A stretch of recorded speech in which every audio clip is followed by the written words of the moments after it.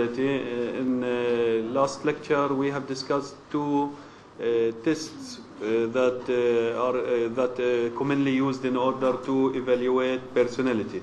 One of those was the Big Five traits, and the second one it was the MBTI. Now today we are going to talk more about some of the personality types, which is important for us when we study organizational behavior. Or in other words, those personality types are important to understand how employees behave within organizations. Of course, one of those, I think that we have already discussed this one, is core self-evaluation.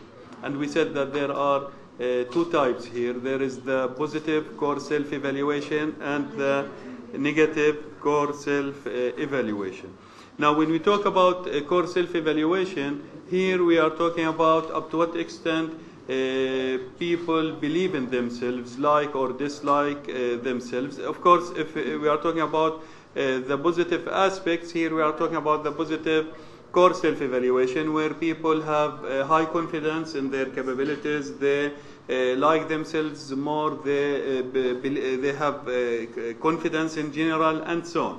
Of course, the opposite, we said that it is negative core self-evaluation, where people here perceive themselves or see themselves in lower rank rather than believe more in their capabilities. Of course, usually people with positive core self-evaluation, their performance level is higher. And here is the important point, that we need to relate those types to OB. When we talk about OB, then we are going to talk about either how this is going to affect performance, productivity, or other things which is important when we talk about the organizational context. So when we talk about core self-evaluation, here we are talking about people who look to themselves in a more positive manner.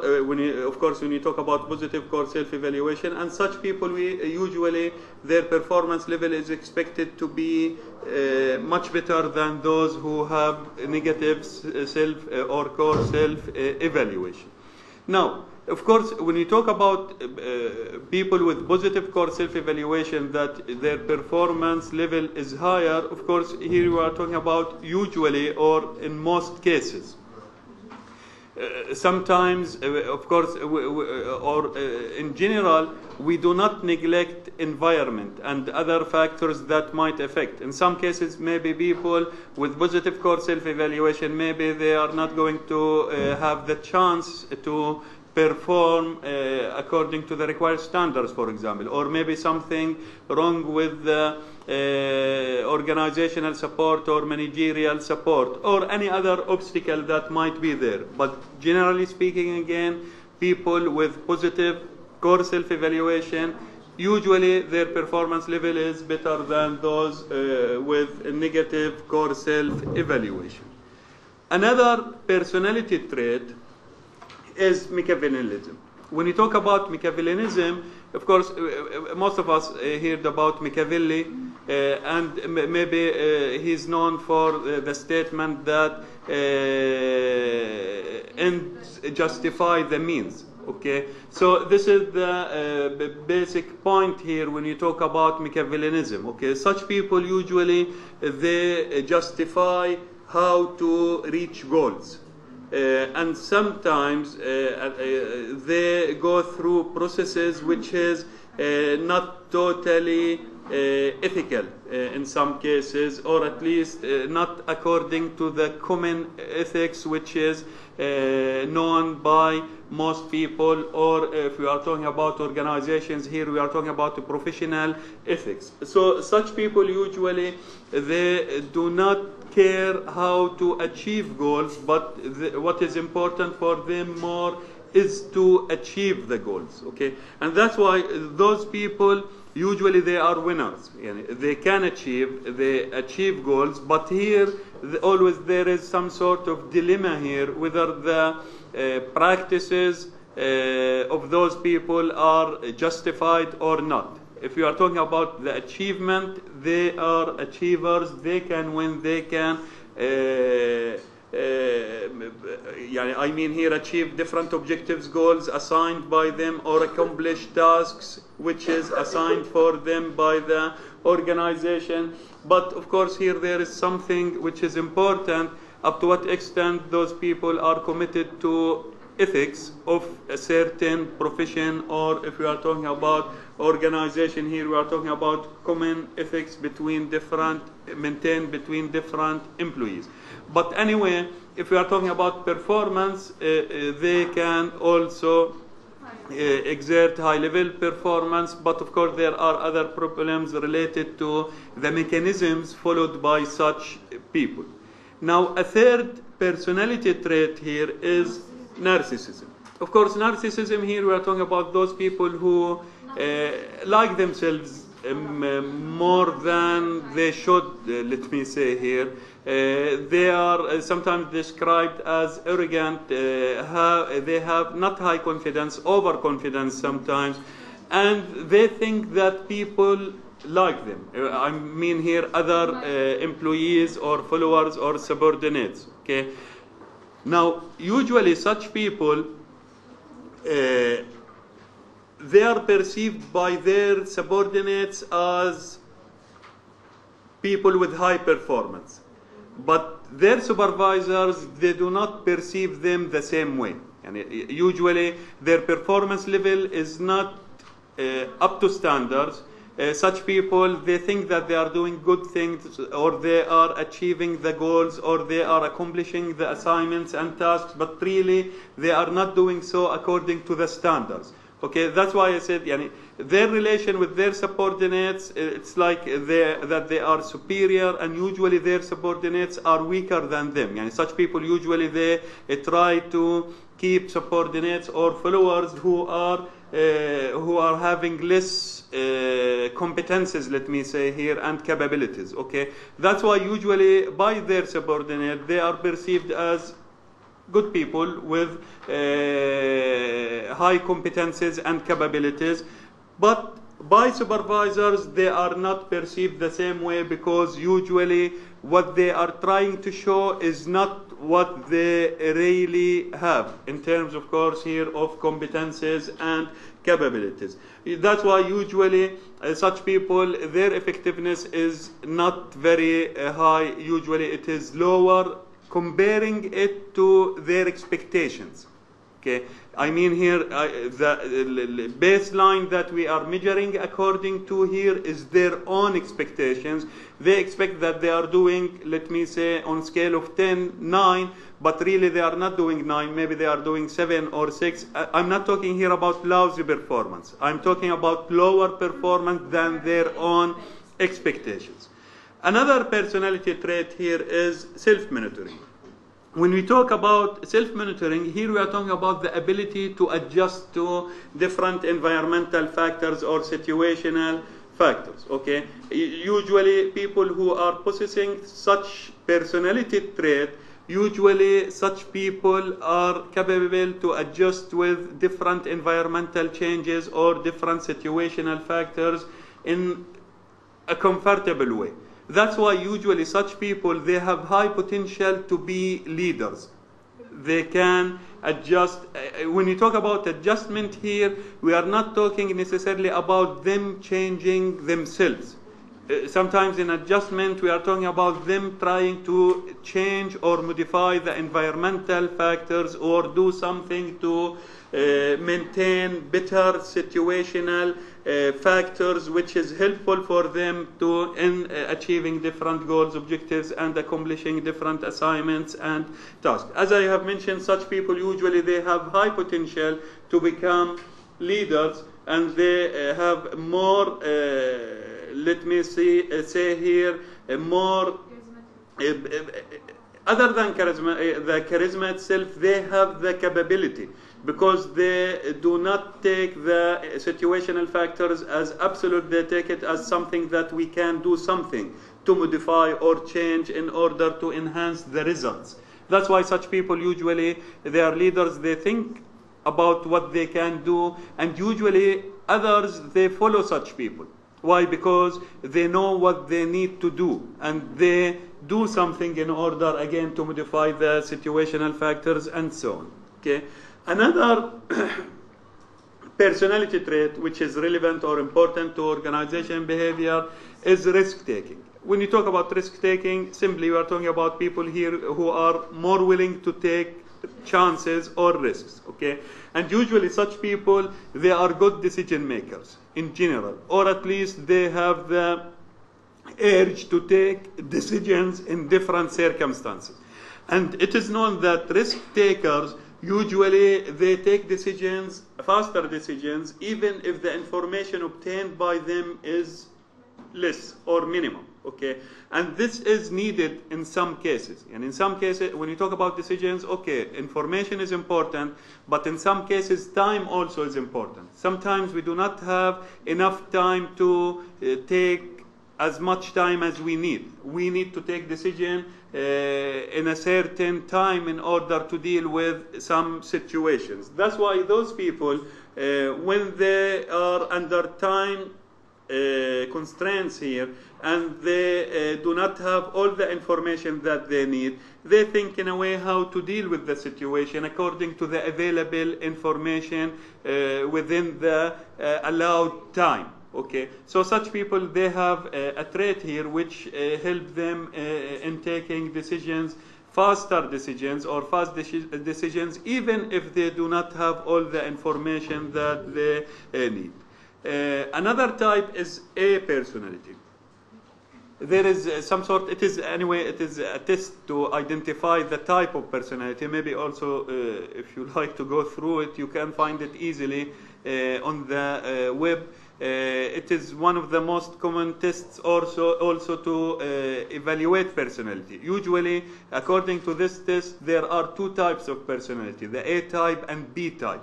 Here we are going to talk more about the A type, but I think that we need to know the background of this test or instrument. Okay, according to this test, there are two types of personality, the A type and B type. When you talk about the A type, we are talking here about people who are more willing to work, they exert more effort, they allocate more time, they are more in work, they give all their time and thinking to work itself.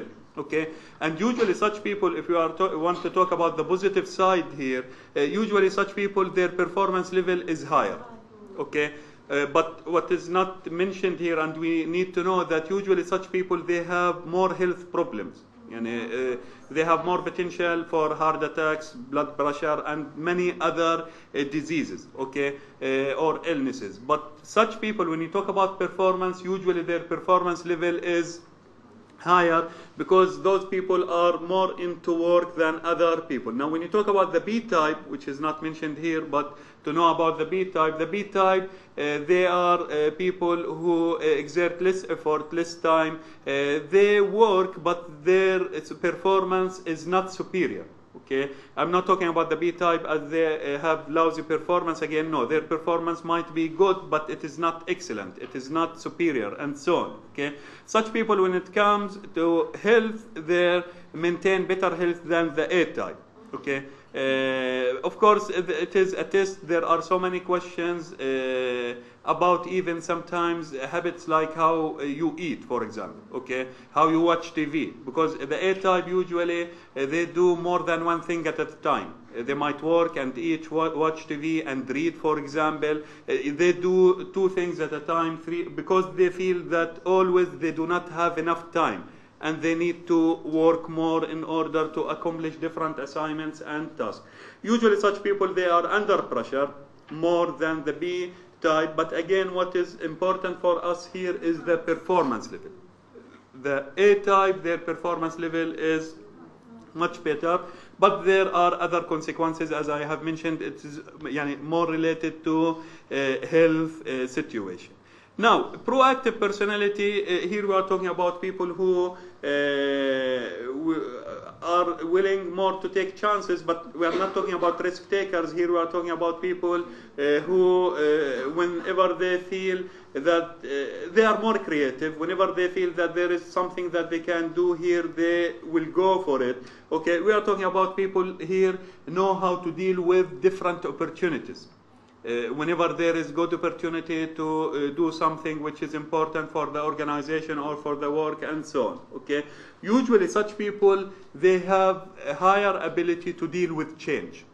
Okay, they can take chances in different way. Of course, I mean more here that they know how to deal with opportunities whenever there is a window for an opportunity, and usually they will take such opportunities and deal with it in a positive manner. That's why such people usually they are more creative, they take more initiative, and that's why they have more ability to deal with change in a positive manner. Okay, of course, when you talk about traits, personality traits, it is like when we discussed attitudes, when we did all those issues, it is not limited to what we are studying. Okay, what we are studying is sample of the most important factors which is relevant to organization and behavior. Of course, under each topic there are many other factors. And when you talk about personality traits, it is not limited to the MBTI or the Big Five or those 6 or 7 personality traits. There are other traits. When you talk about attitudes, also it is not limited to 10 or 12 attitudes that we have mentioned. No, there are so many attitudes, and the same for all. Okay, but it is important here to understand that there are some factors when we talk about attitudes, when we talk about personality, when we talk about values, which is more important for organizations to take care of. Okay, because any organization, they are not totally psychiatrists who are going to deal with all those issues related to human behavior. They are going to focus on some factors or elements which is important for them. Why it is important for them? Because it is going to affect performance more. This is how they are going to classify whether this attitude is important or not, whether this value is important or not, whether this personality trait is important or not. The more it is going to affect performance level, the more it is important for the organization. So because organizations, they cannot focus on all those traits, values, attitudes, they are going to focus on some of those which is more important or relatively important for those organizations. Okay, now let us talk more about values. What is values? Any questions about personality first? Okay, let us discuss values. What is value?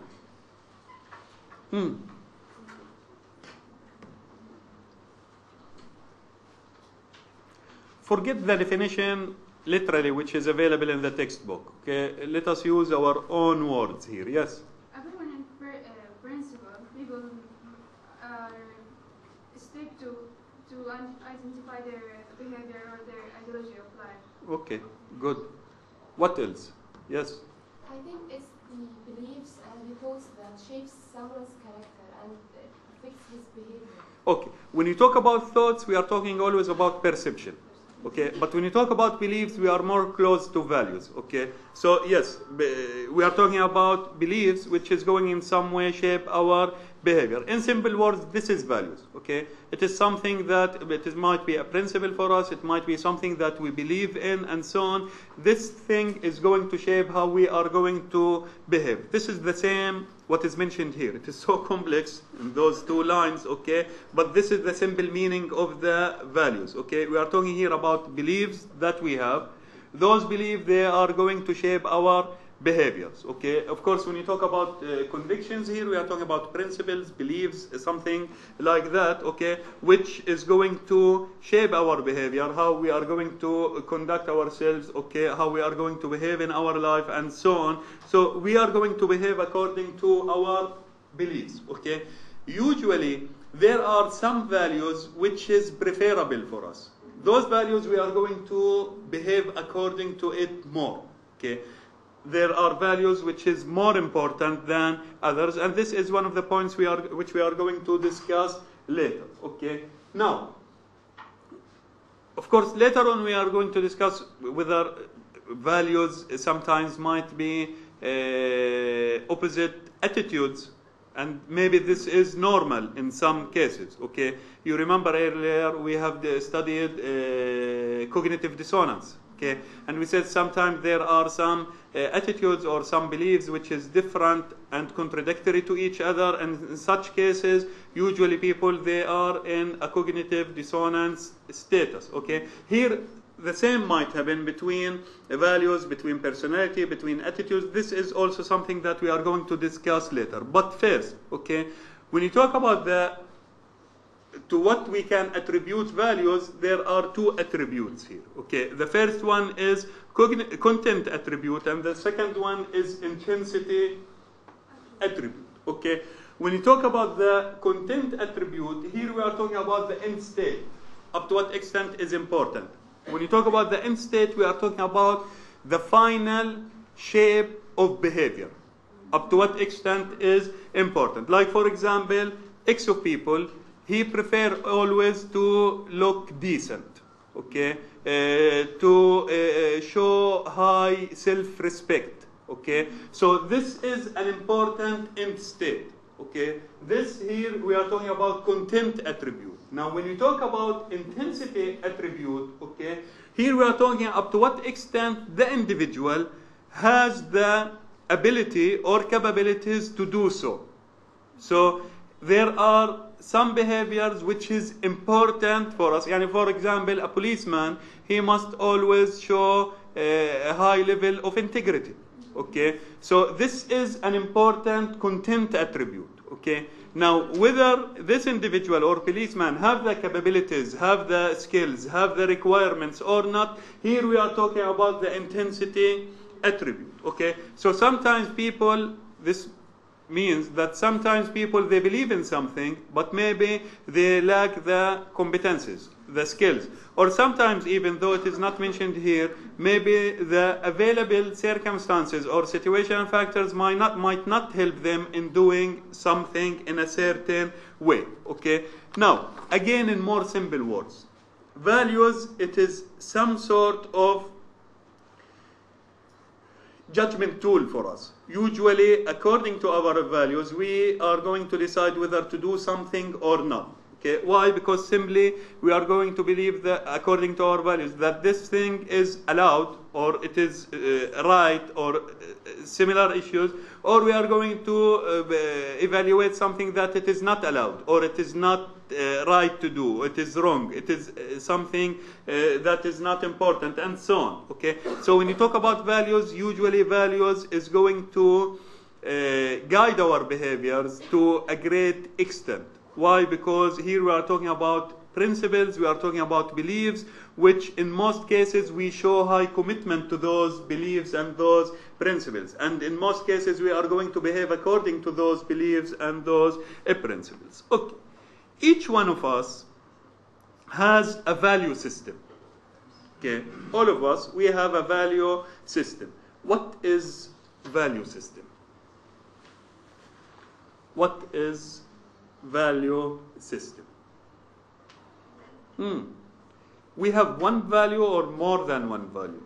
We have absolutely more than one value, and the value system is like a hierarchy of values, and they are arranged according to the importance of the values. Okay, so we have more than one value, and not all those values are equally important for us. So it is arranged in some sort of hierarchy, okay, according to its importance. So some of those values are highly important, let us say.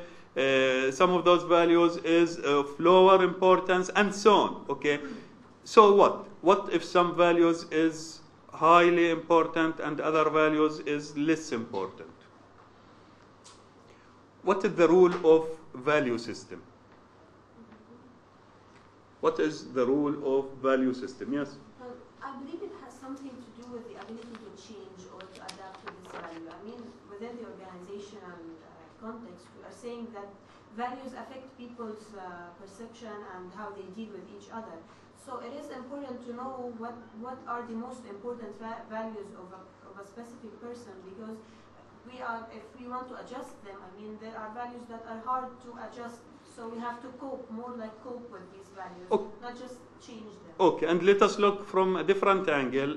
This means also that some values are more constant and difficult to change and so on. Okay, so when we talk about this hierarchy, the values on the top, those values are more constant, it is difficult to change and so on. And usually we are more committed to those values, and our behaviors are more shaped according to those values. Okay, now when you talk about values in the lower hierarchy, usually here we are talking about values which is less important, and that's why usually it's more changeable. Okay, but when you talk about values in general, values is more constant, comparing it to attitudes, comparing it to personality, and all those issues that we have studied earlier, like perception and so on. Okay, why values are more constant, comparing it, relatively constant, of course, comparing it to other individual dynamics, like personal traits, like attitudes, and so on. Because I think values, like we said earlier, it's what the ideologic perception about. So it has to be constant, because you just can't change whatever you believe in. You can, but you can't change it easily, at least. Okay. What else? Yes. Maybe because values is which